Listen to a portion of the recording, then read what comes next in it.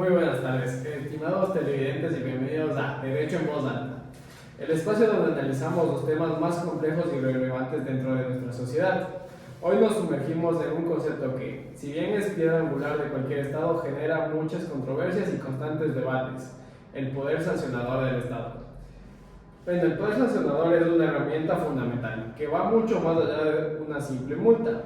Ya esta tiene implicaciones legales, sociales, económicas y por supuesto un impacto directo en los derechos humanos de cada ciudadano. Para esta trascendental discusión tenemos el honor de contar con un panel de expertos de primer nivel. Así es, Mateo, es un verdadero privilegio para abordar este tema de todas sus aristas, y nos acompaña el día de hoy el experto Sebastián como abogado constitucionalista, y nos proporcionará la perspectiva jurídica. También nos acompaña Juan como psicólogo y analista de políticas públicas, que nos ofrecerá una visión desde el impacto social, asimismo como Camila, economista y destacada experta en la regulación empresarial. Enrique, igual un reconocido especialista en los derechos humanos y la participación ciudadana, un equipo de un análisis integral. Bienvenidos a todos a nuestro estudio. Sebastián, comencemos por la base. ¿Podrías explicarnos, en términos claros, qué es el poder sancionador del Estado desde una óptica legal y constitucional? Y lo más importante, ¿por qué es tan crucial e indispensable que el Estado ecuatoriano posea esta facultad en una sociedad que aspira a ser justa y ordenada? Bueno, primero, buenas tardes con todos. Gracias, Mateo. El poder sancionador del Estado, en su esencia, es la potestad intrínseca de la administración pública para imponer castigos o penalizaciones a personas naturales o jurídicas que incumplen las normativas establecidas en el ámbito administrativo. Esto abarca desde leyes y reglamentos hasta actos administrativos específicos. Es fundamental diferenciarlo del derecho penal, que se ocupa de los delitos y sus penas privativas de libertad. Mientras que aquí hablamos de infracciones de carácter administrativo que pueden llevar a multas, suspensiones, clausuras, etc. Su necesidad es incuestionable y se fundamenta en varios pilares. A continuación voy a comentarlos uno por uno. Primero, asegura la coerción necesaria para el cumplimiento efectivo de las normas que rigen nuestra convivencia social y el funcionamiento de los servicios públicos, desde la seguridad vial hasta la sanidad y el medio ambiente. Segundo, permite proteger el interés general o el bien común, es decir, el bienestar colectivo prevalece sobre los intereses particulares cuando estos contravienen el orden establecido. Y tercero, es indispensable para mantener el orden jurídico, la disciplina social y la estabilidad institucional del país. Sin esta capacidad sancionadora, las leyes serían meras recomendaciones y la sociedad, lejos de progresar, caería en la anarquía y la ineficacia. En un país como Ecuador, donde los desafíos institucionales son constantes, un poder sancionador bien aplicado es un garante de gobernabilidad. Muy bien, bueno, pues en este momento, Juan, contemplando lo que Sebastián nos explica desde la psicología, ¿cómo se traduce este poder en la práctica cotidiana? ¿Qué efecto tiene asimismo con el comportamiento de los ciudadanos? ¿Cómo influye en la percepción de la justicia social en el contexto ecuatoriano? Efectivamente, Mateo. Desde la psicología, el poder sancionador funciona como un pilar del control social formal, ya que es un mecanismo estatal que busca modelar, dirigir y, en última instancia, homogeneizar los comportamientos individuales y colectivos hacia lo que la sociedad, a través de sus leyes, considera deseable. Cuando este poder opera de manera eficiente y justa, tiende a fomentar la responsabilidad ciudadana, el respeto por las normas y el fortalecimiento del civismo. Sin embargo, su ejercicio no es unívoco, ni siempre lineal. La percepción de justicia social es crucial.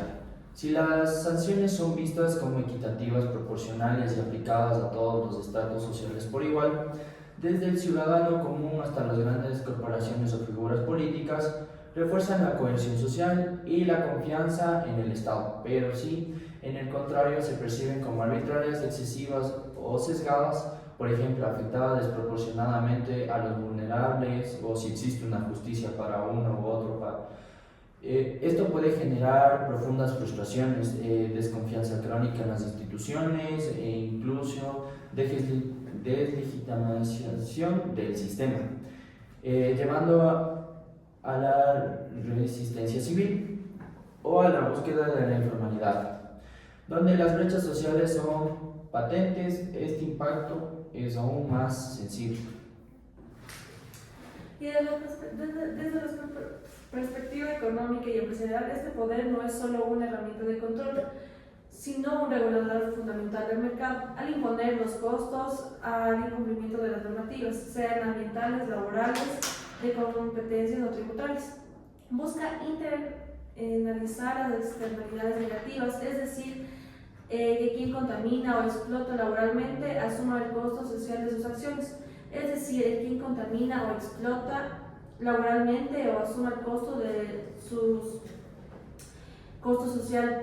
En lugar de lo que pague la sociedad, esto promueve una competencia leal y un desarrollo sostenible. No obstante, si las acciones son impredecibles, desproporcionales o si los procesales administrativos son excesivamente burocráticos, pueden desalentar la inversión, sofocar la innovación y generar un ambiente de incertidumbre y económica que frena un crecimiento y la generación del empleo. Las empresas, especialmente las pequeñas y medianas, necesitan la claridad y una estabilidad para operar y planificar a largo plazo.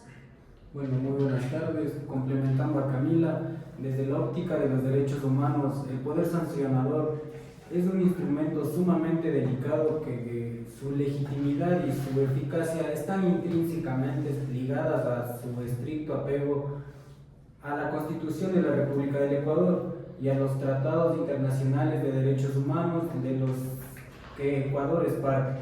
Cualquier desviación, cualquier aplicación que no respete las garantías fundamentales puede derribar las graves violaciones de derechos humanos. Hablamos de principios esenciales como el debido proceso, la presunción de inocencia, el derecho a la defensa, la no discriminación, que son irrenunciables en cualquier Estado democrático. Si este poder se usa de manera represiva o discriminatoria, lejos de proteger, vulnera la dignidad de las personas. Muchas gracias por su punto de vista. Es fascinante cómo cada uno de ustedes aporta una pieza clave para este complejo rompecabezas. Sebastián y Enrique ya nos adelantaban algo, pero Sebastián, ¿podrías profundizar en esos principios jurídicos cardinales que rigen el poder sancionador? ¿Son la columna vertebral de su legitimidad y la garantía contra cualquier abuso? ¿Sí o no? Bueno, absolutamente, Mateo. Estos principios son el blindaje del ciudadano frente a la posible arbitrariedad del poder público. Son la base sobre la que se construye cualquier procedimiento sancionador justo. A continuación voy a dar los puntos. Principio de legalidad. La piedra angular implica que no hay sanción sin ley previa. Es decir, ninguna conducta puede ser sancionada si no está previamente tipificada como infracción en una norma jurídica clara y vigente en el momento de cometerse. 2. Principio de tipicidad. Va de la mano con la legalidad, no basta con una ley. La conducta infractora y la sanción específica deben estar descritas de forma precisa y clara en la norma. Esto evita interpretaciones amplias o analógicas que pueden perjudicar al ciudadano. 3. Principio de proporcionalidad. La sanción impuesta debe ser estrictamente adecuada y razonable en relación con la gravedad de la infracción cometida y el bien jurídico afectado. No se puede sancionar con la misma dureza una falta leve que una grave. Principio de non bis in idem. Prohíbe que una persona sea sancionada 2 veces por el mismo hecho, si existe identidad del sujeto, hecho y fundamento jurídico. 5. Principio de culpabilidad. La sanción solo puede imponerse a quien es el responsable de la infracción, es decir, a quien actúa con dolo o culpa. No se sanciona el resultado fortuito o el daño causado sin intencionalidad o negligencia. 6. Principio de inocencia y derecho al debido proceso. Todo ciudadano se presume inocente hasta que se demuestre su culpabilidad de forma fehaciente. Además, tiene derecho a ser notificado de la acusación, a ser escuchado, a presentar pruebas de descargo, a ser asistido por un abogado y a que su caso sea resuelto en un plazo razonable por una autoridad competente, independiente e imparcial. Estos principios son la esencia de un Estado de Derecho y son irrenunciables en Ecuador, recogidos en nuestra Constitución. Está bien. Juan, ¿cómo resuelven estos principios en la percepción social? Tanto así que existe una brecha entre la teoría y la práctica en la aplicación de estos principios en nuestra sociedad. Lamentablemente sí, Mateo. A menudo la teoría ideal de estos principios choca con una realidad perceptiva como una justicia selectiva. Si la ciudadanía, especialmente los sectores populares o las minorías, perciben que los poderes o las élites evaden las sanciones o que la aplicación de la ley es más estricta para ciertos grupos sociales, esto genera una profunda brecha de credibilidad. Esto no solo debilita la fe en el sistema legal, sino que también puede coincidir a la obediencia pasiva o activa, o un profundo cinismo respecto a la efectividad de las instituciones. Para la sociología, la aplicación equitativa de estos principios, sin importar el estatus o el poder, es también importante como su mera existencia legal. Es la única forma de construir una verdadera cultura de cumplimiento. Y desde el mundo empresarial, el principio de tipicidad y la predictibilidad jurídica son absolutamente fundamentales. La incertidumbre regulatoria es un veneno para la inversión y el crecimiento económico.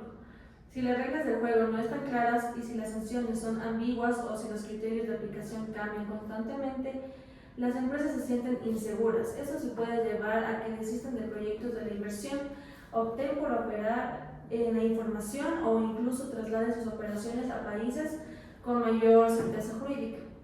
Necesitamos un marco sancionador que fomente la inversión responsable, no que la En este punto, la realidad del acceso a la justicia es un desafío. Un principio como el derecho a la defensa, que es esencial, no sirve de mucho si el ciudadano no tiene los medios económicos para costearse un abogado, o si desconoce sus derechos y los canales para ejercerlos. En Ecuador, la Defensoría Pública juega un rol crucial, pero a menudo está sobrecargada. La alfabetización legal y el acceso a información clara sobre los procedimientos son vitales para garantizar que estos principios no sean solo una declaración en papel, sino una realidad palpable para cada ecuatoriano, sin importar su condición socioeconómica. Bueno, gracias a todo esto es evidente que hay una interconexión profunda. Sebastián, volviendo a los casos prácticos y tangibles, ¿podrías ilustrarnos con unos ejemplos específicos de cómo el poder sancionador actúa dentro de nuestro Estado y se manifiesta en la vida cotidiana? Con gusto, Mateo. El poder sancionador nos rodea en muchas de nuestras interacciones diarias con el Estado. A continuación te voy a brindar esos ejemplos. Multas de tráfico. El ejemplo más visible. Multas por exceso de velocidad, mal estacionamiento, no usar el cinturón o conducir bajo los efectos del alcohol son impuestas por la Agencia Nacional del Tránsito. Sanciones sanitarias. La Agencia Nacional de Regulación, Control y Vigilancia Sanitaria, ARSA, puede imponer multas, clausurar establecimientos o retirar productos del mercado si no se cumple con las normas de higiene y calidad. Además, también tenemos las sanciones laborales, que el Ministerio de Trabajo sanciona a empresas que no afilian a sus empleados al IES, no pagan salarios justos o horas extras o no cumplen con las normas de seguridad y salud ocupacional. También tenemos las sanciones ambientales, que el Ministerio de Ambiente y Agua o los GATS pueden imponer multas a industrias, empresas o individuos que contaminan ríos, talen árboles ilegalmente, gestionen mal sus residuos o no tienen licencias ambientales. También tenemos las sanciones a prestadores de servicios públicos, organismos como la Arcontel, Telecomunicaciones, la ARCOM o los GATS en agua y saneamiento pueden sancionar a empresas por cortes de servicios injustificados, mala calidad de la prestación e incumplimiento de los contratos. También tenemos sanciones por protección al consumidor. La Superintendencia del Control de Poder de Mercado o las intendencias pueden sancionar a comercios que especulan con precios, venden productos defectuosos o no cumplen con garantías. Estos son solo algunos ejemplos que muestran lo extenso y omnipresente que es este poder en nuestra vida diaria. Bueno, Juan, ¿en esto cómo afectan estas sanciones en la vida de las personas en distintos niveles socioeconómicos? Mateo, la misma multa por una infracción de tránsito puede ser insignificante para unos, pero para otros puede significar no pagar el alquiler o la comida. Las sanciones económicas, cuando no son proporcionales a la capacidad económica del infractor, puede generar más pobreza, desigualdad, en lugar de corregir esta conducta. Se requiere una política sancionadora con un enfoque social que considere la capacidad de pago y promueva la rehabilitación, no solo el castigo. Porque en este país donde la desigualdad es una realidad, es un factor que no lo podemos ignorar. Y para las empresas, las sanciones administrativas pueden ser muy gravosas. Una multa elevada o la suspensión de una licencia puede significar la quiebra pequeña o mediana de una empresa, con la consecuente pérdida de empleos e impacto en la cadena de valor. Es fundamental que las sanciones sean predecibles y que existan mecanismos claros para impugnarlas o para poder negociar su cumplimiento cuando sea posible, fomentando la remediación y no solo la penalización. La criminalización de la protesta social a través del poder sancionador es una preocupación constante. A veces actos de desobediencia civil pacífica son reprimidos con multas desproporcionadas, lo que afecta contra el derecho a la libre expresión y reunión, pilares de una democracia. Aquí el Estado debe ser muy cuidadoso en cómo califica y sanciona estas acciones, respetando el derecho a la manifestación pacífica como un canal legítimo de participación ciudadana. Bueno, con todo lo que nos han contado hemos profundizado bastante. Ahora, Sebastián, en el contexto actual del Ecuador, con desafíos como la crisis de seguridad, lucha contra el crimen organizado, ¿cómo impacta esta coyuntura en el ejercicio del poder sancionador? ¿Se ven tensiones entre la eficacia de la respuesta actual y el respeto a los derechos humanos o no? Bueno, Mateo, es una pregunta fundamental en el Ecuador de hoy. La lucha contra el crimen organizado, la delincuencia y la violencia han llevado a declaratorias de estados de excepción y a medidas drásticas. En este escenario, la necesidad de dar una respuesta estatal eficaz y contundente puede, efectivamente, generar tensiones como las garantías individuales. Es vital que, incluso en situaciones de emergencia o excepcionalidad, el poder sancionador se ejerza dentro de los límites más estrictos de la Constitución y los tratados internacionales. Los abusos de autoridad, las detenciones arbitrarias, las sanciones impuestas sin el debido proceso en el uso excesivo de la fuerza, lejos de fortalecer el Estado en su lucha contra el crimen, socavan su legitimidad, generan desconfianza interna y pueden acarrear sanciones internacionales. La eficacia es necesaria, pero nunca puede ir en detrimento dentro de los derechos humanos fundamentales. Es un equilibrio muy difícil de mantener que requiere constante vigilancia. Ok, bueno Juan, ayúdanos con una pregunta. ¿Cómo percibe la ciudadanía este balance, especialmente con un contexto de crisis de seguridad tan aparente como el que vivimos aquí en Ecuador? Claro, la ciudadanía en momentos de crisis demanda resultados urgentes en materia de seguridad para ellos, pero también espera que se actúe con justicia y respeto. Si las acciones del Estado no perciben como excesivas, indiscriminadas o violatorias de derechos, la confianza en las fuerzas del orden y en las instituciones se erosionará rápidamente, incluso si inicialmente hubo apoyo a medidas duras. Es un dilema muy complejo, la verdad. La necesidad de seguridad versus el respeto a las libertades, un equilibrio que solo se logra con transparencia, rendición de cuentas efectivas y la posibilidad real de que el ciudadano apele cualquier decisión que considere injusta o abusiva. La percepción de que todo vale para combatir el crimen puede ser peligrosa a lo largo para la cohesión social. Y desde la economía, la lucha contra el crimen organizado también tiene un impacto directo en la aplicación del poder sancionador. Por ejemplo, en el control del lavado de activos, la imposición de multas a empresas que no cumplen con las normativas antilavado o la intervención de bienes. Si estas acciones son efectivas, transparentes y bien aplicadas, generan un ambiente de unos negocios más limpios. Atraen inversión legítima y desincentiva la informalidad y la corrupción, pero se perciben como arbitrarias o fines políticos que pueden ahuyentar capitales y dificultar el crecimiento. La confianza económica se construye sobre la base de seguridad jurídica y la imparcialidad. En contextos de emergencia o de lucha contra el crimen organizado, la suspensión de ciertas garantías constitucionales no significa la suspensión de todas. El principio de proporcionalidad en el uso de la fuerza y de la imposición de sanciones es más relevante que nunca. La tortura, los tratos inhumanos o degradantes, las detenciones arbitrarias y las sanciones sin un debido proceso legal siguen siendo violaciones graves de derechos humanos. Intencionalmente los derechos humanos deben mantener una vigilancia constante para asegurar que el Estado en su legítima defensa no incurra en excesos que violen la dignidad humana y el Estado de Derecho. Bueno, gracias a sus opiniones, esto ha sido un análisis muy profundo y completo. Para ir cerrando este valioso debate, ¿cuál es el mensaje fundamental que cada uno querría dejar a nuestros televidentes sobre el poder sancionador del Estado de Ecuador? Primero comienza Sebas. Bueno, mi mensaje final es claro. El poder sancionador es una herramienta indispensable y no negociable para el funcionamiento de un Estado de Derecho, esencial para el orden, la justicia y la protección del bien común. Sin embargo, su fuerza reside no solo en la existencia, sino en su justa, proporcional y transparente aplicación, siempre sujeta a los principios de la nueva Constitución y a los derechos humanos. Es un equilibrio dinámico que requiere constante vigilancia ciudadana y de una institucionalidad robusta. Bueno, por mi parte, el poder sancionador es un instrumento de control social vital, pero su legitimidad social se construye día a día a través de la equidad en su aplicación.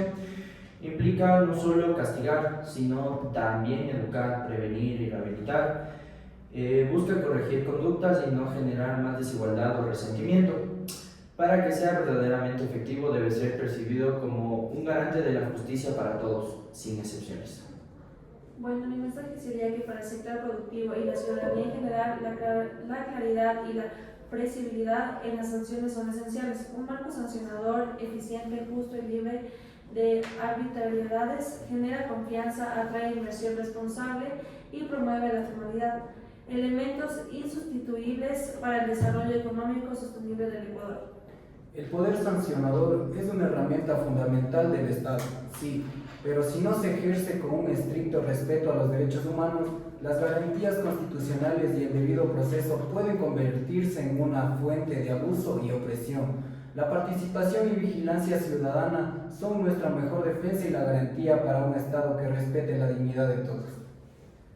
Y bueno, para resumir, podríamos decir que también es un poder sancionador muy fuerte y asimismo justo. Es aquel que logra que ese delicado y constante equilibrio entre lo innegable, la necesidad de orden y asimismo la seguridad y la irrenunciable protección de las libertades y tanto derechos fundamentales. Asimismo, un Estado que sanciona bien es un Estado que se legitima y asimismo se fortalece en su democracia.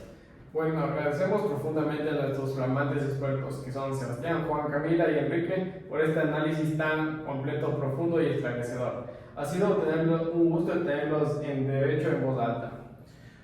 Bueno, Mateo, gracias a ti por la invitación y a todos por compartir su tiempo y conocimiento. Listo, muchas gracias por el espacio. Un placer haber participado. Gracias por la invitación. Y a ustedes, queridos televidentes, gracias por acompañarnos en este debate tan necesario para entender las bases de nuestra convivencia. Esperamos que este episodio les brinde una visión más integral y crítica sobre el poder sancionador del Estado. No olviden visitar nuestra web y seguirnos en las redes sociales para más contenido de calidad. Hasta pronto con todos.